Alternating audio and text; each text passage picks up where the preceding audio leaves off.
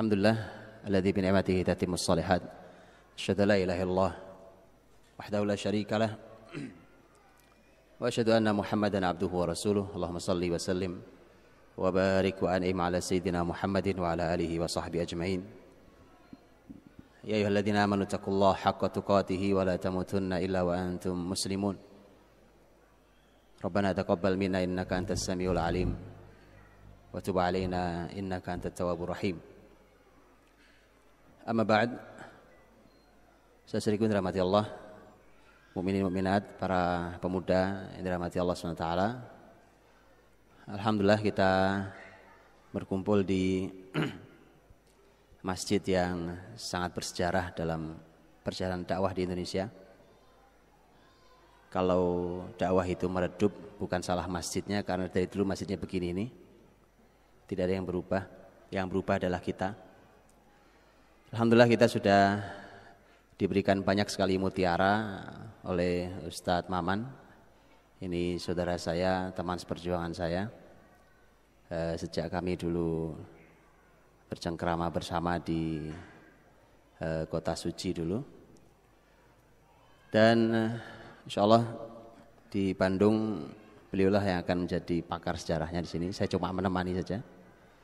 Saya hanya mendampingi, duduk samping beliau sekali-kali aja, nanti beliau yang akan memandu kebesaran Jawa Barat ini dengan mengenali kembali akarnya. Karena seperti kita sering sampaikan bahwa bahkan para pemikir juga sering bicara, kalau bangsa itu tanpa akar ya seperti pohon tanpa akar, Pak. Susah, pohon tanpa akar bagaimana dia mau bisa hidup, bagaimana dia mau bisa besar. Dan pohon kan juga ditentukan seberapa kuat akarnya. Akarnya pohon apa yang kecil apa Ustaz? Kita melihat pohon yang merambat itu akan berbeda dengan pohon mangga umpamanya. Dan berbeda dengan pohon yang usianya ratusan tahun. Pasti sangat berbeda, Pak. Di antara perbedaannya pasti di antaranya akar. Pasti akar di antaranya. Karena itulah maka sekuat apa kita memahami, menggali akar, kejelasan akar bangsa ini, maka sekuat itu kita akan besar. Karenanya kalau kita tidak pernah mengenalinya, nah itu masalah besar.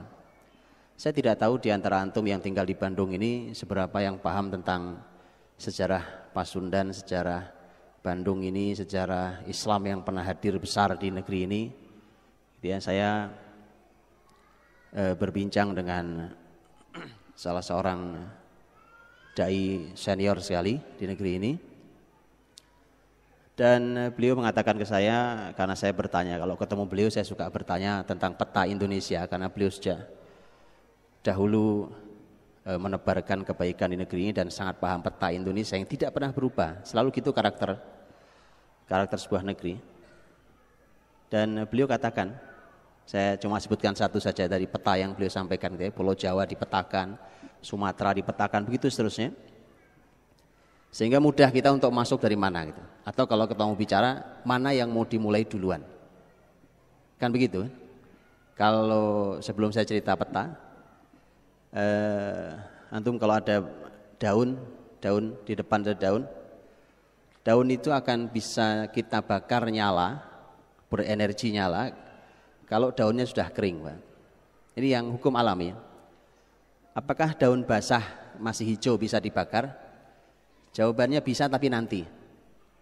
Jadi masih nanti. Karena dia jatuh.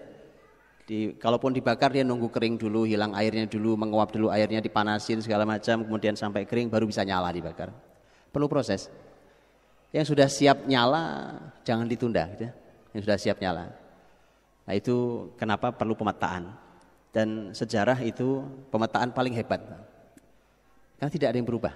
Ternyata beliau cerita dari sejak zaman dahulu nih, orang yang saya temui ini, sejak zaman dahulu beliau bercerita sampai hari ini nggak ada yang berubah. Dan beliau katakan Jawa Barat ini petanya adalah Islam. Itu kata beliau. Jawa Barat ini petanya adalah Islam. Cuma repot kalau Jawa Barat sendiri mulai jauh dari Islam. Nah, pasti itu yang repotnya sana. Karena itulah maka mari kita kenali, Pak. Kita kenali dengan baik dan saya melihat bahwa kurikulum pendidikan generasi ini baik di sekolah ataupun di luar sekolah, di kampus atau di luar kampus, menurut saya makin hari makin tidak menarik, Pak. Karena semakin tidak kenal bangsanya sendiri. Saya tidak bicara Islam. Islam nanti kita singkirkan dulu gitu ya. Kita pinggirkan dulu Islamnya. Saya cuma bicara oke lah, orang yang alergi dengan Islam, saya bicara tentang bangsa Indonesia deh. Anda nggak mau bicara bangsa Indonesia, Anda bicara suku Anda sendiri, suku Anda sendiri. Kita tidak mengenali bahkan suku kita sendiri. Terus kemudian kita mau bicara tentang kebesaran, mana ada pohon besar tanpa akar. Inilah maka saya amanahnya hari ini bicara tentang masalah kisah sebagai kurikulum Rasul SAW. Yang sudah dipaparkan luar biasa oleh Ustadz Maman tentang generasi luar biasa itu. Ternyata kurikulum, salah satu kurikulum besarnya adalah kisah atau sejarah. Coba sekarang antum perhatikan di ini generasi muda hari ini yang ada di depan saya. Jangan-jangan masih bagus ingatan saya daripada ingatan antum tentang sejarah perjuangan bangsa Indonesia. Padahal saya belajarnya sudah kurang lebih, mungkin sudah lebih dari 20 tahun lalu saya belajarnya. Gitu ya? Mungkin sudah 20 tahun lalu lebih. Jadi saya belajar tentang sejarah perjuangan. Setelah itu saya nggak pernah belajar lagi. Kenapa? Karena setidaknya lah, walaupun tentu perlu banyak dikoreksi dengan semua kurikulum sejarah Indonesia yang seringkali blur gitu ya, tidak jelas, buram gambarnya, gitu ya, sebenarnya yang benar yang mana ya segala macam ya kan. Oke lah, di ketidakjelasan itu tapi masih lumayan. Dulu saya diajari walaupun sebagian ditipu saya ya kan. Ditipu oleh kurikulum. Saya begitu belajar sejarah, alah ditipu saya selama ini ternyata. Saya nggak tahu siapa yang tanggung jawab menipu saya itu dulu. Baik belajar sejarah Indonesia ataupun belajar sejarah Islam. Dulu saya belajar di SMP di Madrasah Sanawiyah di Jawa Timur. Itu ada kurikulum. Nama pelajarannya aja sudah salah. Nama pelajarannya sudah salah, Pak. Bukan isinya, nama pelajarannya sudah salah. Sampai sekarang masih belum diubah juga. Saya heran. Saya dari mulai masih kecil sampai sekarang sudah punya 4 anak kecil, Pak. Sampai sekarang nggak berubah negeri. Heran saya, Pak. Saya juga nggak tahu kemana bangsa ini. Orang pinter, para doktor, profesor melimpah ruah di negeri ini. Saya nggak ngerti, Pak. Wallah saya nggak ngerti. Nama pelajarannya salah. Sejarah kebudayaan Islam. Antum tahu kebudayaan? Saya berhusnudzon. Ini mungkin karena nggak bisa terjemah. Mungkin maksudnya hadoroh, maksudnya mungkin al-hadoroh diterjemah kebudayaan. Bapak Ibu tahu budaya? Sunda ini punya budaya, betul ya? Budaya itu kesepakatan kita, Pak. Masyarakat Sunda ini sepakat kalau orang nikah budayanya begini, itu kesepakatan. Apakah ini benar secara syariat? Belum tentu, ya kan? Apakah sesuai atau melanggar? Ya belum tentu. Mungkin melanggar, mungkin sesuai. Namanya budaya. Punya repotnya, Pak. Padahal yang diajarkan ke saya sejarah kebudayaan Islam itu dari mulai sejak Khulafaur Rasyidin, bahkan sejak Rasul SAW. Itu bayangkan bahaya sekali bicara Rasul, bicara budaya. Ini Islam, ini wahyu bukan budaya. Bicara Khulafaur Rasyidin itu Nabi nyebut sebagai khilafah ala minhajin nubuwah. Minhajin nubuwah itu manhaj, sistem, konsep, aturan kenabian. Bukan budaya, Pak. Wahyu. Jangankan itu, masa setelahnya saja yang sudah disebut sebagai kerajaan, Nabi nyebut sebagai mulk, kerajaan-kerajaan setelahnya, itu saja subhanallah, mereka masih menegakkan aturan syariat, walau kemudian beberapa pemimpin kadang turun, kadang tidak adil, kadang zalim, kadang bagus, dan seterusnya, fluktuatif. Sampai saya bilang, namanya saja salah, Pak. Menurut saya begitu. Sejarah kebudayaan Islam. Itu belum isinya innalillahi wa inna ilaihi rajiun. Betulan, saya apa adanya. Kalau ada di sini yang membuat kurikulumnya, saya siap diskusi. Saya siap diskusi untuk itu. Insya Allah, Pak. Karena ini untuk perbaikan bangsa ini. Yuk kita perbaiki bangsa ini. Kita perbaiki. Dan kita tidak kunjung beranjak, malah perlahan tapi pasti kita singkirkan pelan-pelan kurikulum sejarah dari pendidikan kita. Saya tidak tahu sekarang apa pelajaran yang ada dulu di anak-anak sekarang ya kan. Dulu saya pernah belajar di level SMP namanya pendidikan sejarah perjuangan bangsa. PSBB, itu zaman saya kan, ketahuan kan tahun berapa saya lahir kan. Ya kan? Iya. Saya nggak tahu kalau sekarang di SMP ada pelajaran apa kalau sejarah Indonesia. Saya belum bicara Islam. Apa sekarang apa namanya? Digabung jadi satu dengan yang lain. Itulah musibahnya, Pak. Karena kurikulum pendidikan sejarah perjuangan bangsa dulu itu sangat detail, memang bicara hanya sejarah tentang bangsa ini. Itu belum pelajaran lain. Ada pelajaran lain, pelajaran sejarah lain lagi sejarah Islam, sejarah kebudayaan Islam lain lagi, Pak. Setidaknya saya mengenali, oh begini toh ceritanya versi buku ini tentang sejarah bangsa ini. Kita nggak banyak kenal hari ini, nggak banyak kenal, Pak. Musibah besar, ya kan? Saya datang ke sebuah kabupaten yang dulunya adalah sebuah kesultanan Islam besar di negeri itu, di kabupaten itu. Yang hadir adalah para guru, bukan orang umum, Pak. Para guru. Enggak tanggung-tanggung, guru sejarah Islam. Coba kurang apa sekarang? Iya, Pak. Dan guru-guru dari Kementerian Pendidikan dari kabupaten itu. Saya cuma tanya. Saya bilang di sini dulu ada Kesultanan Islam. Mereka tahu semua. Wong gedung kerajaannya aja masih ada. Gedung kesultanan saja masih lengkap, utuh ada dengan peninggalan-peninggalan yang juga masih lumayan banyak. Saya tanya beberapa hal, tidak ada yang tahu, Pak. Saya tanya beberapa hal, tidak ada yang tahu. Hal yang paling sederhana mereka sudah tidak tahu. Ini guru-gurunya. Antum bisa bayangkan kayak apa tuh kualitas murid-muridnya kan? Jadi kita ini harus ada sebuah gerakan yang sangat serius, bertahap tetapi sangat masif dan terstruktur sangat baik tentang mengenalkan kembali siapa kita, Pak. Sekali lagi orang yang kenal nasabnya, tanyakan ke Ustadz Maman yang pakar fikih nih, bahwa namanya nasab, hifdzun nasab itu bagian dari al-asasiyat al-khamsah. Satu dari 5 hal yang paling mendasar yang harus dilindungi oleh syariat ini. Apapun yang merusak nasab pasti akan diharamkan oleh syariat. Mengapa sampai sebegitu hebatnya nasab dilindungi? Karena tadi, Pak, nasab itu subhanallah akan mewariskan banyak hal. Kan kita suka mendengar, saya sering sampaikan, kita suka mendengar ada namanya penyakit turunan, gitu ya. Para dokter suka bilang ini ada berpotensi, nah gitu ya. Berpotensi sekian kali lipat dibanding yang lain karena dia punya keturunan riwayat penyakit ini dari bapak, neneknya segala macam, kakeknya. Saya cuma katakan, mengapa cuma penyakit yang berketurunan?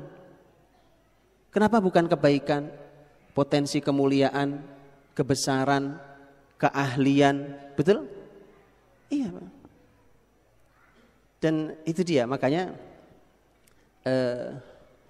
sampai sekarang kalau antum lihat, ini pemetaan mudahnya, dan kita sekarang juga sudah tidak, nasab kita ujungnya di mana kan kita juga sudah nggak tahu kan?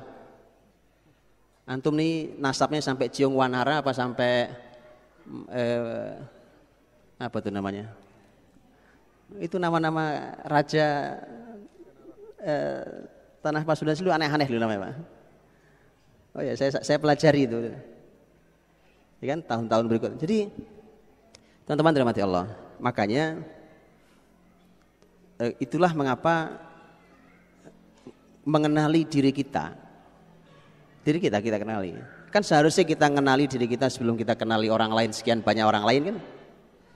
Nah inilah yang tidak kita kenal. Nah mengenali diri kita itu, lihat Pak, kita ini kalau bicara bangsa kita orang Indonesia.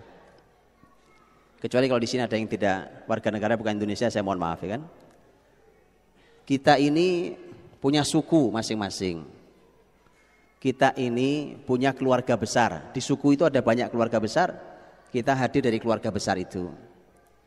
Kita ini Muslim. Lihat, berarti harus dipelajari betul akar kita sebagai bangsa Indonesia. Akar kita sebagai suku itu, akar kita sebagai keluarga besar ini, dan akar kita sebagai seorang Muslim. Semua harus dipelajari dulu. Kita ini sebenarnya tidak kenal diri kita, kemudian kita mencoba mengenal orang lain. Itu fatal. belum kenal dirinya, coba kenalan sama orang lain. Makanya kalau ditanya, siapa Anda? Jawabannya tidak tahu. Saya nggak tahu jawabannya. Siapa Anda? Nggak tahu saya juga. Ayo kita kenali Pak. Itulah mengapa kita kumpul seperti ini. Ini bukan kumpulan pertama dan terakhir kan izin Allah. Ya? Yang begini ini harus dilanjutkan sampai ada action yang jelas. Ngaji wacana begini, ngaji wacana namanya ini Pak. Ngaji, kumpul, wacana. Wacana begini tidak kalau Ustaz Maman bilang la yuharrik sakinan. Itu tidak menggerakkan orang duduk sama sekali Pak ya. Orang diam tuh nggak bisa bergeser gara-gara cuma wacana begini. Harus ada action yang jelas, harus ada tindakan yang jelas untuk mengubah sehingga kita mulai bergeser untuk mengenal diri kita sendiri. Baik, ini betapa pentingnya bicara tentang sejarah itu untuk mengenali sejarah kita masa lalu. Sebelum saya masuk ke Rasul SAW yang kurikulumnya sepertiga kurikulumnya adalah sejarah. Ya, sebelum bicara itu, saya ingin perdalam sedikit tentang kalimat saya tadi sebagai bangsa Indonesia, sebagai suku, sebagai keluarga, sebagai Muslim.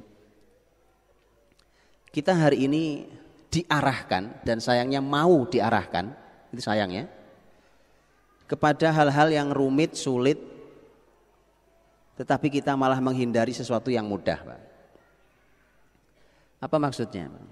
Saya berikan contoh Pak. Saya berikan contoh. Kalau seseorang belajar tentang nasabnya dengan baik, saya ini keturunan siapa?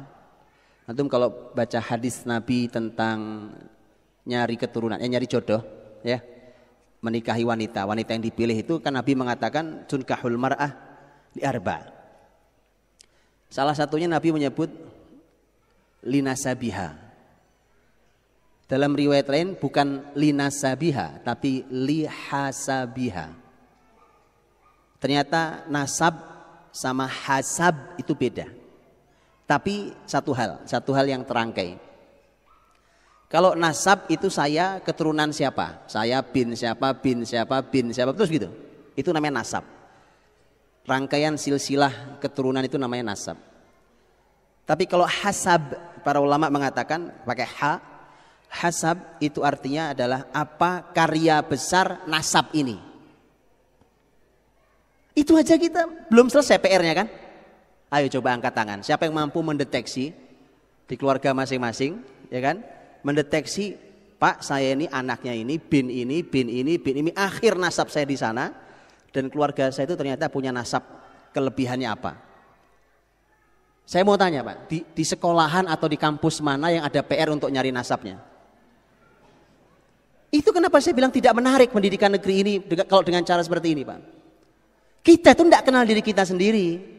Bangsa Indonesia tidak kenal bangsa Indonesia sendiri. Kemudian kita bicara dengan bangsa lain. Makanya sesuatu tanpa akar itu pasti ikut kemana angin bertiup. Karena nggak ada akar yang mencengkram. Baik, tidak ada. Antum kalau lihat akar mencengkram Pak, itu mau angin bertiup sekencang apapun dia kokoh sebagai pohon yang kuat. Itu. Kita kan enggak kan? Trennya Jepang. Ya, tren Korea. Ya, bangsa tanpa akar tuh begitu. Trennya Eropa, tren Amerika, tren Arab. Itu bangsa tanpa akar. Gitu ya. Itulah makanya, ayo kita ubah sekarang Pak.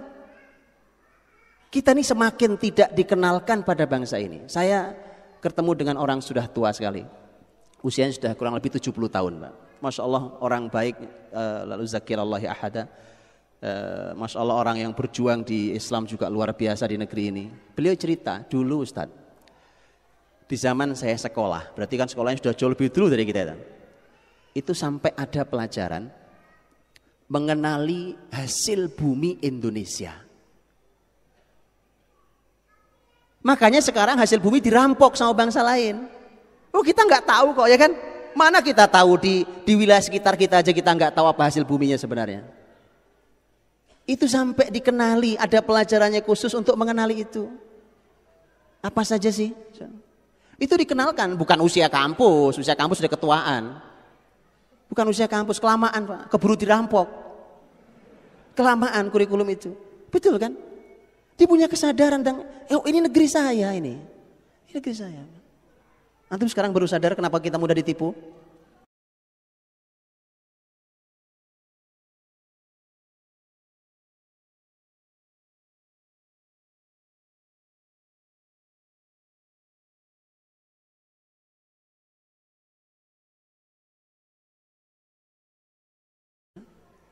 Akhirnya kita diajak dengan tren bangsa ini, tren bangsa ini, tren bangsa ini. Saya belum bicara Islam ini. Saya belum bicara Islam. Kalau bicara Islam lebih musibah lagi kita. Baik, makanya sekali lagi bahwa ngaji wacana seperti ini harus dituntaskan sampai action. Tentu kita perlu tahapan, insya Allah kita tahapi, kita jalani tahapannya, sehingga dengan izin Allah ada yang berubah. Kita mungkin perlu menunggu beberapa tahun ke depan dengan izin Allah, tapi harus ada yang mulai berubah. Kalau begini terus makin hari kita makin tidak kenal diri kita sendiri. Kalau kita kenal nasab kita, nggak usah jauh-jauh, nggak usah nasab bangsa inilah. Nasab saya anaknya bapak saya anaknya kakek saya, begitu terus ke atas. Begitu diketahui apa sih kehebatan, kebesarannya keluarga, hasab keluarga saya ini, saya pasti akan mudah menjumpai itu ada dalam diri saya. Antum nanti cek itu dengan sangat mudah di anak-anak kita, ya kan? Bayangkan ini saya katakan kita ini diajak untuk berilmu sangat sulit, untuk mengenali potensi anak-anak kita. Ilmunya susah banget ya kan? Itu hanya orang tertentu yang bisa mengenali potensi anak-anak. Kenapa, Pak? Mudah sekali anak-anak saya tiap hari ketemu saya, setiap hari berinteraksi dengan saya, serius sampai bercanda dengan saya, bergumul dengan saya setiap hari. Masa saya nggak kenal anak saya? Betul kan? Belum lagi ketika antum padu dengan ilmu syariat, antum padu dengan ilmu nasab, mudah sekali mengenalinya. Dalam dirimu ada kebaikan ini. Bahkan antum padu dengan namanya saja ketahuan, Pak. Itulah mengapa dalam kitab-kitab apapun, kitab hadis mesti ada bab tentang pemberian nama. Kenapa? Nama itu adalah dia semacam alat kontrol, Pak. Nama itu alat kontrol. Kayak antum kalau ada saluran air gitu, itu oleh ahlinya pasti dibuatkan tempat untuk kontrol, betul ya? Pasti dibuatkan alat kontrolnya. Jadi nanti kapan-kapan ada mampet, dia akan kontrol di tempat-tempat alat kontrol itu. Dia tahu, karena ini alat kontrolnya. Salah satu alat kontrol yang diberikan dalam Islam adalah nama. Karenanya Nabi tidak tanggung-tanggung, tidak segan-segan mengganti nama sahabat yang salah. Karena alat kontrol hidup kita salah satunya. Ya? Kalau antum kasih nama anak namanya Abdullah, antum punya kebayang sekian banyak nama orang besar bernama Abdullah, yang antum mau siapa, ya kan? Yang penting jangan Abdullah bin Ubay bin Salul. Ini tokoh munafik itu masalahnya, ya kan? Abdullah juga. Gitu, antum akan mudah ngontrolnya. Coba antum perhatikan, tidak lama dia akan tumbuh seperti namanya. Jadi antum mudah, begitu dia tumbuh sekarang usia berapa, antum akan katakan, aku tahu nak, sekian tahun ke depan kau akan punya sifat seperti ini. Oh ini ilmunya nggak ada tempat lain, nggak ada tempat lain. Karena subhanallah. Kita ini belum belajar syariat, tapi sudah belajar semua ilmu yang lain. Selesaikan dulu belajar syariatnya. Jangan dipikir sederhana. Kita tahu pemberikan nama yang baik bukan buat bayi yang baru lahir. Cuma kita tidak pernah tahu apa penjelasan ulama di balik nama. Gitu kan? Mengajari anak sholat umur 7 tahun, mulai di situ. Itu semua tahu, tapi kita tidak pernah tahu apa penjelasan panjang lebar ulama di balik penjelasan di balik hadis ini. Begitu Pak, itu ilmu syariatnya belum selesai. Sepotong, secuil, rasanya nggak jelas. Tahu untuk makanan secuil, itu rasanya nggak karu-karuan Pak. Nggak pernah utuh kita bisa merasakan, oh ini kue, oh ini roti apa, oh ini nasi apa. Nggak pernah utuh kita ngerasakan ilmu Islam ini. Begitu ya? Nggak apa-apa, emang harus diaduk-aduk dulu baru nanti ditenangkan. Harus begitu. Itu teman-teman, jadi subhanallah, sampai nama itu alat kontrol loh. Dibuka ditutup itu ketahuan. Coba antum perhatikan nanti, antum yang sudah benar ngasih nama anak-anaknya. Makanya saya supaya mudah ngontrolnya, ini saya cuma isi ide saja. Sebenarnya sah-sah saja, antum mau pakai nama apalah yang penting namanya baik ya. Saya cuma ingin mudah ngontrolnya anak-anak saya, itu saya kasih nama semua, nama anak saya adalah nama sahabat. Sehingga saya mudah controlling ya kan. Oh, saya kuasai sejarah mereka dalam sahabat, mudah buat saya. Jadi kalau mereka tumbuh, saya suka godain anak-anak saya. Kamu nggak usah ngomong, Abi Muni sudah tahu. Dia senyum-senyum aja kan. Karena begitu saya tebak, kok Abi tahu? Itulah Abi Muni diam-diam tahu. Ya. Jadi makin lama saya makin sakti di depan anak saya, Pak. Iya. Padahal mudah sekali. Begitu dianalisa tuh kan, makin lama dia makin seperti namanya. Lihat itu. Padahal bukan nasab loh, itu baru nama. Pak ya. Nasab mudah mengenalinya juga. Apa kelebihan bapaknya, apa kelebihan ibunya. Kan mereka adalah gabungan dari bapak dan ibunya. Apa kelebihan dua keluarga besarnya. Begitu seterusnya sampai ke atas. Tolong dicari ya nasabnya ya. Ini bicara sejarah nih, sejarah diri kita sendiri. Belum bicara sejarah yang besar. Nah itu nanti. Sejarah diri kita sendiri. Ya, tolong dikenali. Ini PR pertama ya. Pulang sampai rumah cari nasabnya. Oke, ini kalau saya kepala sekolah saya wajibkan semua. Besok saya evaluasi. Bulan depan kalau kita ketemu lagi saya evaluasi. Saya mau nanya antum satu-satu ya kan. Apa yang sudah antum lakukan dengan nyari nasab masing-masing. Sampai ketemu hasabnya. Cari nasab sampai ketemu hasabnya. Paham ya? Nanti antum akan mudah menyimpulkan di diri antum, di diri anak-anak antum ada kebaikan itu. Mudah ya? Mudah. Itu di situ baru antum paham. Mengapa sih syariat sibuk sekali menjaga nasab? Memang nggak ada yang lain lebih penting daripada nasab gitu? Masalah nasab dijaga betul. Satu dari 5 hal yang sangat asasi, sangat mendasar. Kita menyebutnya hak asasi, ya. Ini salah satu dari 5 hal yang asasi dalam Islam. Nasab itu. Baik. Teman-teman rahmati Allah SWT, kita akan kembali kepada kehidupan manusia terbaik yang itu akan dikembalikan dengan izin Allah Subhanahu wa taala di masa ke depan kita ini. Makanya kenapa kita kumpul, kita mencoba menggalinya untuk mengembalikannya. Untuk mengembalikannya tentu kita tidak akan pernah sesempurna yang ada yang pernah berlalu, tapi seperti kalimat Imam Syafi'i rahimahullah bahwa ya kalau tidak seperti mereka, bermirip-miriplah seperti mereka. Ya, jadi kalaupun nggak sama persis ya minimal mirip ya. Kan kalau mirip sahabat Abu Bakar kan menarik sekali ya kan. Mirip Abdurrahman bin Auf kan luar biasa.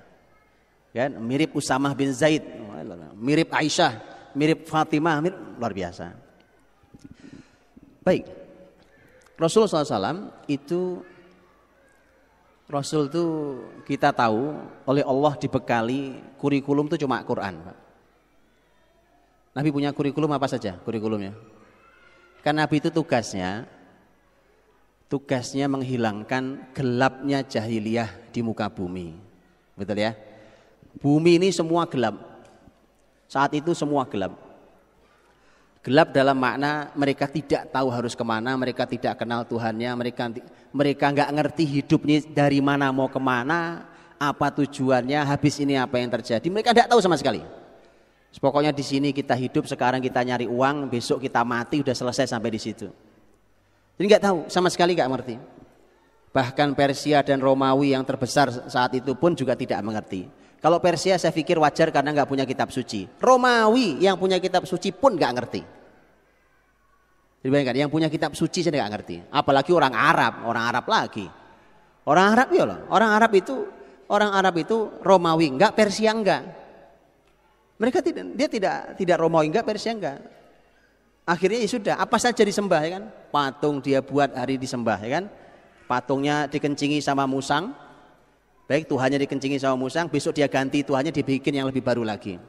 Nemu batu bagus banget disembah jadi Tuhan. Dia lewat ada batu lebih indah, Tuhan yang lama ditinggal ganti Tuhan yang baru. Sudah nggak ada yang normal, hidup itu nggak ada yang normal. Tapi itu orang cerdas-cerdas, jangan salah. Itu bukan orang bodoh, Bang. Antum pelajari sejarah Walid bin Mughirah, sejarah Abu Jahal. Antum pelajari, itu bukan orang sembarangan. Itu orang cerdasnya luar biasa. Cerdasnya luar biasa. Urusan ekonomi, oh mereka kuasai perdagangan dari mulai jalur Hijaz itu, Jazirah Arab dari utara sampai selatan, dari Syam masuk Persia sampai Yaman dia kuasai jalurnya. Hebat, Pak. Kita kan dagang nggak jauh dari Dago sampai situ doang kan. Itu makanya saya bilang ini nggak sembarang orang, tetapi tergelincir cara berpikirnya. Di mana nemu batu dia sembah, di mana nemu kayu dia sembah, di mana nemu pohon jadi Tuhan, sudah nggak logis. Begitu. Untuk itulah teman-teman, Rasul yang tugasnya sebesar itu, satu bumi tugasnya. Satu bumi, diutuslah seorang nabi ummi pula. An-nabi al-ummi. Nabi tidak bisa baca tulis. Terus gimana tulisan? Antum-antum Masya Allah ahli ilmu, pandai membaca ya kan? Dan memang kita diperintah dalam Islam, Iqra bismi rabbikal ladzi khalaq. Nabi SAW ummi, dan itu ada hikmah besar Allah kenapa Nabi harus ummi. Tapi Nabi yang ummi itu ternyata memang untuk melindungi Nabi ini agar tidak tercampuri, terkotori oleh literatur manapun kecuali literatur yang ditalakikan oleh Allah melalui Jibril. Hari ini kan karena kita pinter baca ya kan, semua dibaca. Akhirnya nggak jelas saringannya, jebol semua. Bukan tidak boleh baca. Baca itu, belajar ilmu itu ada aturannya, betul ya? Abdul Walid Al-Baji rahimahullah ta'ala, ulama kebangkitan Andalus, ulama luar biasa dari negeri Andalus. Abdul Walid Al-Baji itu punya pesan buku. Buku itu adalah pesan Abdul Walid Al-Baji untuk kedua putranya. Ditulis nasihatnya Abdul Walid Al-Baji untuk dua putranya. Salah satu nasihatnya tentang ilmu filsafat gitu. Dia katakan, nak, jangan pelajari filsafat. Karena kau masih kecil, imanmu belum kuat. Nanti kalau imanmu sudah kuat, ilmumu sudah bagus, silahkan pelajari filsafat, karena filsafat itu otomatis akan jatuh di matamu. Lihat, saya cuma ingin nukilkan, saya tidak bicara filsafatnya, itu kapan-kapan kita bicara boleh kan? Cuma yang saya katakan adalah belajar ilmu itu ada urutannya, Pak. Ada urutannya.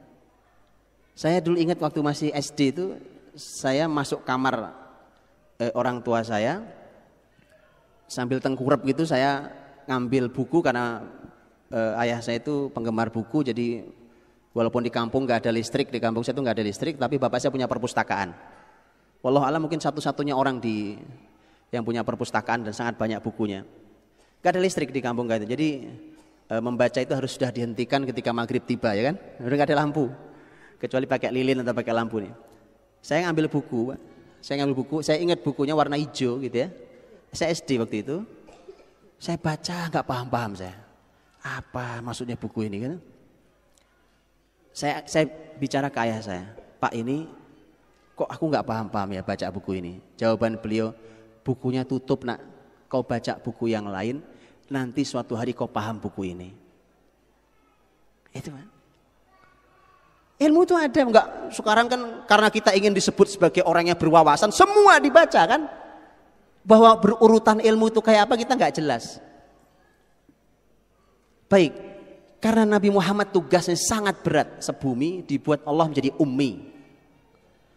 Dan banyak hikmahnya, salah satunya tadi, karena beliau ummi, beliau tidak mendapatkan banyak literatur dari tempat lain kecuali apa yang beliau dengar. Karenanya talaki yang diberikan oleh Jibril dengan wahyu yang disampaikan melalui Jibril itulah, maka Nabi SAW punya satu-satunya literatur yang Allah berikan adalah wahyu, baik itu berupa Al-Quranul Karim ataupun berupa hadis yang kita kenal. Yang jelas satu literaturnya itu wahyu. Ternyata yang paling mudah kita lacak, karena itu satu kitab sendiri, yaitu Quran, mushaf kita. Kalau hadis kitabnya banyak sekali ya, itu lain kali kita juga bicara. Tapi ini mushaf ini mudah dilacaknya. Mushaf kitab suci Al-Munazzal yang diturunkan dari Allah Subhanahu wa taala itu, Al-Mu'jizat ini mudah sekali kita melacaknya. Bahwa inilah kitab yang tibyanan likulli syai', yang menjelaskan segala sesuatu. Inilah kitab yang ma farratna fil kitabi min syai'. Inilah kitab yang tidak ada yang tidak kami jelaskan di kitab ini. Enggak ada yang diabaikan dalam penjelasannya. Dan inilah yang disebut juga wa tafsil kulli syai'. Inilah yang menjelaskan detail segala sesuatu. Itu jaminan-jaminan Quran, Pak. Quran memberikan jaminan-jaminan tentang Quran sendiri dengan bahasa-bahasa itu. Artinya, Rasul punya PR sebesar itu, kemudian oleh Allah dikasih panduan. Muhammad nih panduannya. Baik. Setelah itu Nabi tidak bisa sendiri, makanya Nabi merekrut sahabat-sahabat. Mulailah dibina 1, 2, 3, ditelateni sahabat-sahabat. Enggak apa-apa, mulainya 3, 4, 5 ya. Memang tidak pernah banyak mulai itu. Makanya saya bilang ini kebanyakan sudah. Ini sudah kebanyakan, ya kan? Saya pernah bilang kan di sini juga. Saya pernah sampaikan di masjid yang waktu sebelumnya, saya ingat saya. Saya katakan, masa segini nggak bisa mengubah Bandung? Sebanyak ini, Pak. Ya kan? Tapi memang harus jelas panduannya, strukturnya harus seperti apa. Nah, Rasulullah SAW begitu memulai mendapatkan sahabat, modal awalnya kan juga cuma sedikit. Itulah apa yang dilakukan oleh Nabi. Pakai panduan apa Nabi membina sahabatnya? Panduan wahyu. Panduan wahyu Quran, dan Rasulullah SAW langsung dapat panduan dari gurunya, yaitu melalui Jibril ya. Jibril sang guru yang nelateni. Antum tahu bagaimana Nabi belajar sholat? Nabi pertama kali belajar wudhu, belajar sholat, belajar tahu kapan waktu sholat masuk, kapan waktu sholat berakhir. Itu gurunya Jibril. Jibril gurunya, Masya Allah. Dan cara Jibril ngajar itu inspirasi mahal untuk pendidikan hari ini sebenarnya. Jadi kalau ada di antara antum yang siap buat tesis, disertasi, menarik tuh Pak. Oh iya Pak. Ya, metode pengajaran versi Jibril. Wah, itu saya kira ditolak di kampus antum. Kecuali kalau dosen pembimbing Ustadz Maman, nah baru Pak terima. Nanti saya dorong untuk diterima Pak. Oh, menarik Pak. Coba saya tunjuk nih. Ini menarik luar biasa. Jibril datang ke Nabi SAW ngajari wudhu. Muhammad, lihat aku wudhu. Wudhu ditunjukkan, ditiru sama Nabi SAW. Ditiru wudhu, oh begini cara wudhu. Dilihat oleh Jibril sudah benar apa salah. Beda sama kita wudhu ya kan, belajar wudhu sekarang. Wudhu kita dikasih kertas gitu, gurunya nulis rukun wudhu, syarat sah, syarat wajib. Begitu selesai, ayo wudhu, gak ada yang bisa Pak. Salah, metodenya salah memang. Selesai wudhu, Jibril ngajari sholat. Dari mulai takbiratul ihram sampai waktunya. Nabi diminta memperhatikan dari mulai caranya sampai waktunya. Jibril datang. Hari berikutnya Jibril datang lagi, ngajari sholat lagi, di murojaah ulang.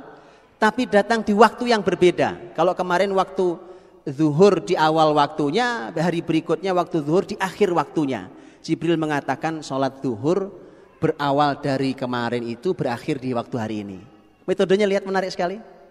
Begitu semua sholat diajarkan, ditalaki langsung oleh Jibril. Itu metode pengajaran mahal Pak. Langsung malaikat terbaik loh gurunya ya kan. Itu bayangkan, gurunya langsung malaikat terbaik. Makanya jadinya muridnya manusia terbaik. Begitu diajar Rasul, generasinya generasi terbaik.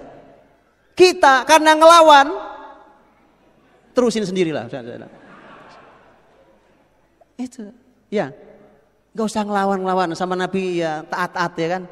Bahwa kita tidak sempurna bisa meniru beliau ya, kita jauh dari semua kata mulia yang dicontohkan oleh sahabat. Tapi kenapa tadi bermirip-miriplah seperti mereka.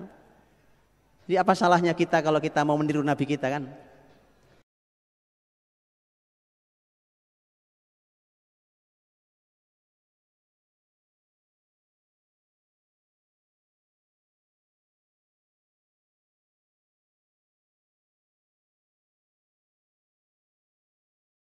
Baik, Rasulullah SAW dengan panduan Quran itu teman-teman, yang tadi saya katakan, ternyata sepertiga Quran itu isinya sejarah.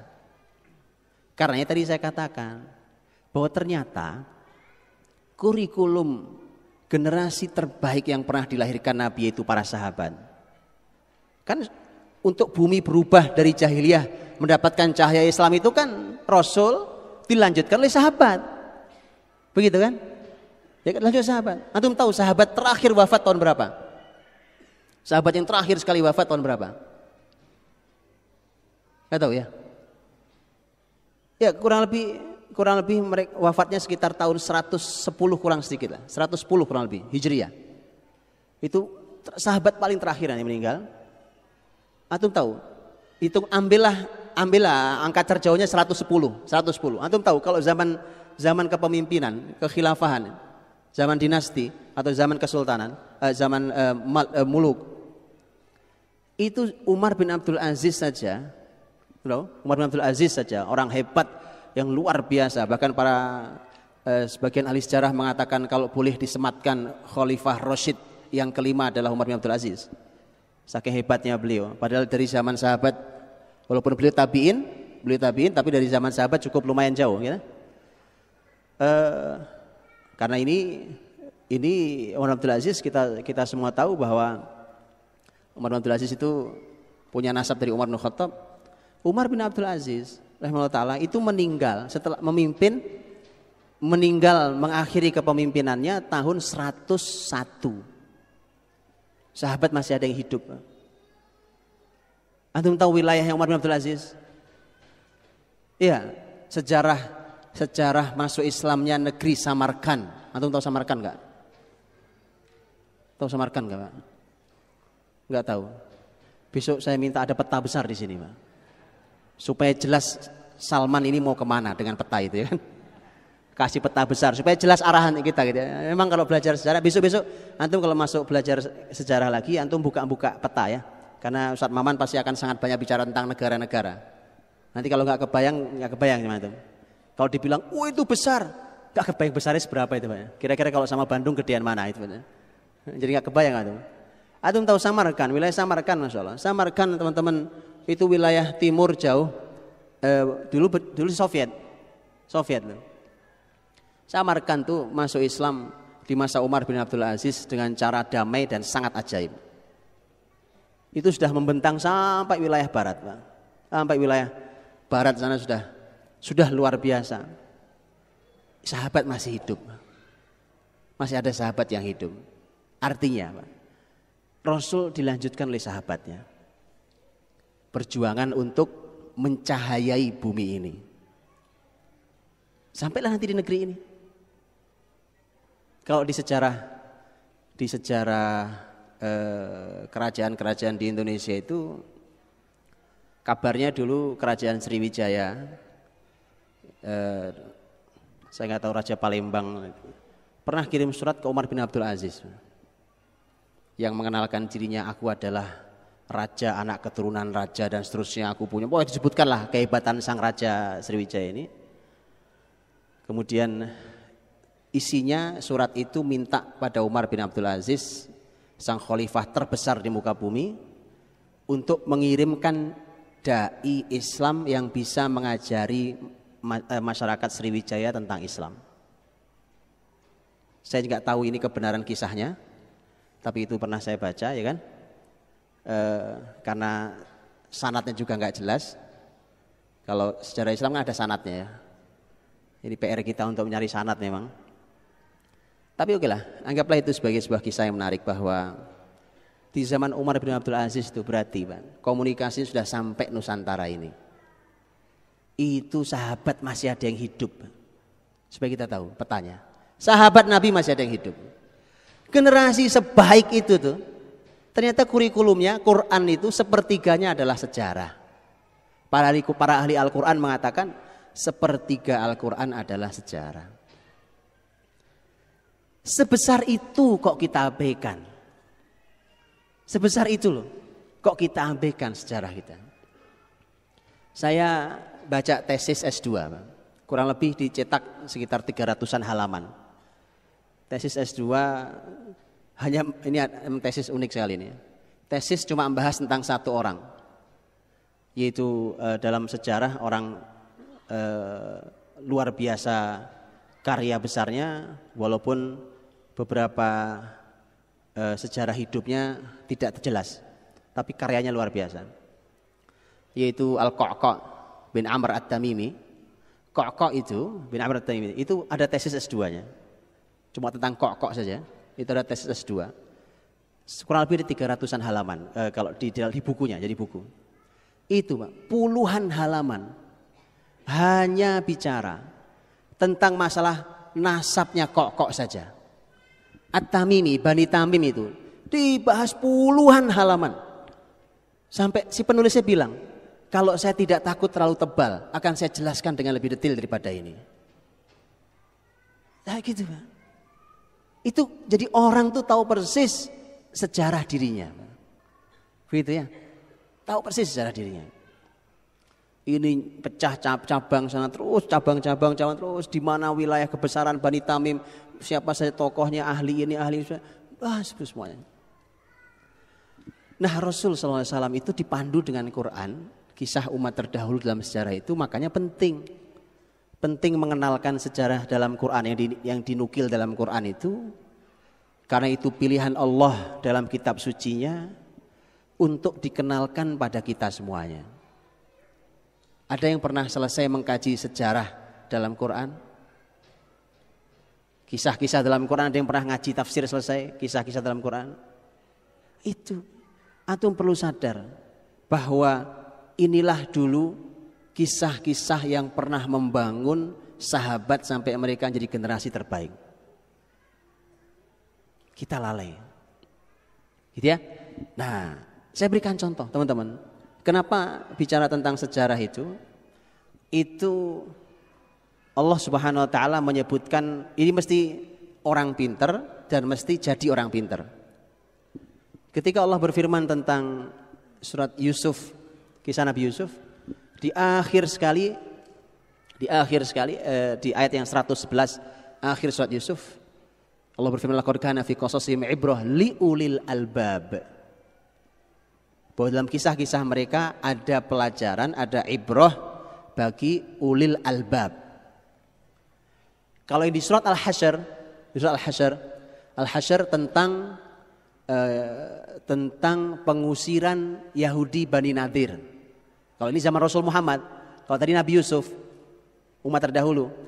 Kalau ini tentang Rasul Muhammad SAW, tentang Bani Nadir, Yahudi Bani Nadir yang diusir diabadikan dalam surat Al-Hasyr sampai mufassir besar yang terbesar yaitu sahabat mulia Abdullah bin Abbas mengatakan ini surat Bani Nadir.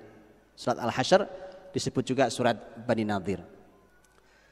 Begitu Allah menyampaikan huwallazi akhrajal ladzina kafaru min ahlil kitabi min diyarihim li awwal hasyr dan seterusnya.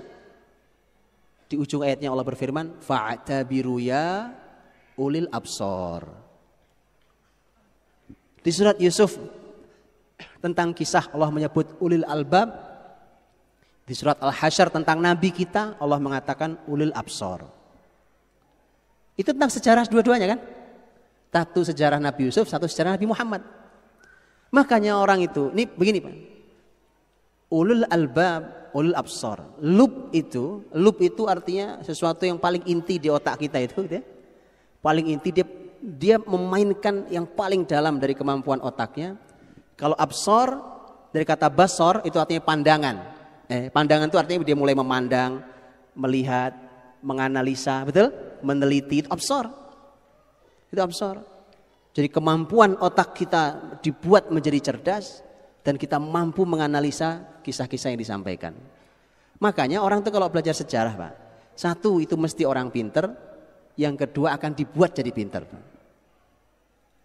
Antum mau pintar? Gampang caranya, belajar sejarah Pak. Betul. Pengen punya anak pintar-pintar Bu, ya kan? Gampang Bu. Karena memang susah. Sekarang gampang buktinya. Ustadz Maman bercerita tentang kisahnya antum sebagian sudah dengar bukan?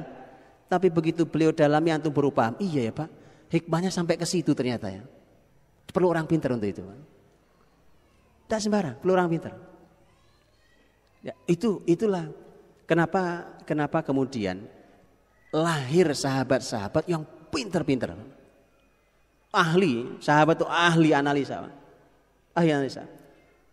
Waktu tadi Ustaz Maman cerita tentang masalah Syam, penaklukan Syam, Palestina. Waktu penaklukan Palestina itu kan karena di Palestina itu kan Kristennya Kristen Ortodoks. Kristen Ortodoks dan di situ ada tokoh tertinggi agamanya. Jadi tokoh agama tertinggi di apa bahasa kitanya namanya? Dulu mereka menyebutnya dikenalnya sebagai Artabun. Artabun itu pokoknya tokoh spiritual tertinggi, semacam apa ya? Ya, pokoknya tokoh tertinggi yang ditugaskan di negeri Syam itu. Orangnya cerdas yang luar biasa. Ini orang Kristen Ortodok, cerdasnya luar biasa. Sampai sangat dikenalnya, saking cerdasnya, dikenalnya. Itu beritanya sampai ke muslimin di Madinah. Saking cerdasnya. Nah, muslimin akan masuk ke wilayah yang dipimpin oleh orang super cerdas. Gak gampang buat muslimin. Tapi lihat. Umar Ibn Khattab, sang khalifah mengatakan, akan saya kirimkan untuk menghadapi Artabun Romawi, saya kirimkan Artabun Arab. Anda bicara ada Artabun Romawi, kami punya Artabun Arab. Kita lihat nanti. Dan betul Pak, subhanallah, orang itu adalah sahabat mulia Amr bin As radhiyallahu anhu. Dikirim Amr bin As Pak. Selesai itu. Kunci diserahkan. Kunci Palestina diserahkan ke Khalifah Amirul Mukminin Umar bin Khattab radhiyallahu anhu. Cerdas Pak. Jadi orang paling cerdas di zamannya yang disebut paling cerdas sama ya. Kami punya orang yang lebih dari itu. Itu ya, makanya belajarlah sejarah Pak. Mulailah dari Quran. Mulailah dari sejarah Al-Quranul Karim. Karena Al-Quran punya cara bertutur yang luar biasa. Insya Allah nanti sebentar lagi kita edarkan itunya, VCD-nya, DVD ya kan? Ramadan lalu di Depok kami membuat kajian Sabtu dan Ahad. Jadi Sabtu Ahad sepanjang Ramadan, kecuali Sabtu Ahad yang terakhir karena sudah itikaf itu tidak, itu karena pada itikaf. Sabtu Ahad 1, 2 dan 3. Satu ngajinya cuma dari jam 8 sampai jam 12. Itu ada 2 tema, 2 sesi. Gitu ya, 2 sesi. Jadi artinya 3 6 hari. 6 hari kali 2, 12 sesi. Totalnya 15 jam. Judulnya Sirah dalam Al-Quran. Sirah dalam Al-Quran. 15 jam belum detil Pak. Belum detil, tapi sudah lumayan lah. 15 jam, pematerinya ada beberapa orang, ada beberapa ustadz. Materi insya Allah nanti di Bandung bisa dibuatkan oleh Ustaz Maman. Bisa dibuatkan karena subhanallah antum akan melihat bahwa Quran itu memang memuat sejarah, tapi bukan buku sejarah. Dia buku panduan hidup, dia kitab suci yang menjadi huda, jadi petunjuk. Dan karena dia mukjizat, cara bertuturnya juga mukjizat. Cara bertuturnya juga mukjizat. Itu yang kita ungkap di pertemuan Ramadan lalu. Tentu tidak detail sekali karena baru 15 jam. Ngaji baru 15 jam kan belum terlalu detail ya kan. Nah, itu subhanallah Pak. Makanya kalau ngaji cuma secuplik enggak bakal detail Pak. 15 jam itu belum detail. Saya berikan contoh betapa cara Quran mengungkap sesuatu yang luar biasa. Kita sebenarnya sering melewati tapi kita tidak ngeh gitu ya, kurang sadar. Umpamanya saya berikan contoh. Teman-teman kalau membaca kisah tadi ya, ambillah kisah surat Yusuf tadi lah, ya, ambil kisah surat Yusuf tadi. Kisah dalam surat Yusuf itu dibaca oleh para ulama itu karena ilmunya banyak, Pak, ya kan? Dan mendapat taufik dari Allah Subhanahu wa taala. Jadi kalau baca Quran itu banyak berhentinya. Kalau kita kan lancar aja ya kan? Lancar itu jalan tol itu lancar, gak ada masalah. Ulama tuh satu kata berhenti. Kok begini ya? Satu huruf kadang-kadang berhenti juga gara-gara satu huruf berhenti. Kenapa ada huruf ini di sini, Pak? Itu ulama gitu, Pak. Makanya jangan sok tahu. Oke? Saya cuma katakan tolong cari penjelasannya. Jangan hanya cukup puas dengan terjemahan. Gak bisa, Pak. Antum gak dapat apa-apa. Sedikit sekali yang antum bisa dapat. Tanyakan pada para ulama tafsir. Ulama berhenti, bukan cuma kata. Di setiap huruf mereka bisa berhenti. Kenapa huruf ini kok ada tiba-tiba? Begitu muncul, loh kok hilang di sini? Ya kan? Itu dikaji oleh para ulama. Nah, di surat Yusuf contohnya, Yusuf ya, saya surat Yusuf. Di surat Yusuf itu ada kisah tentang Raja Mesir kan, penguasa Mesir. Kalau penguasa Mesir gelarnya apa? Firaun. Betul Bu, Firaun. Gelarnya penguasa Mesir adalah Firaun. Kita semua tahu itu. Tapi kita tidak berhenti bertanya, mengapa ketika berkisah tentang Nabiullah Yusuf yang juga di Mesir, penguasanya bukan bergelar Firaun, tapi disebutnya sebagai Al-Malik. Malik artinya raja. Padahal, ini sudah diteliti, padahal di Injil yang sekarang, kisah Yusuf di dalam Injil, penguasa Mesirnya disebut Firaun. Ayo sekarang mana yang benar? Dahsyat. Ini bukti bahwa Quran itu benar. Tidak ada perubahan sama sekali. Itu ulama lewat gitu berhenti. Kok Malik ya? Kok raja? Harusnya kalau penguasa Mesir itu Firaun. Firaun, karena Firaun itu bukan nama orang, gelar.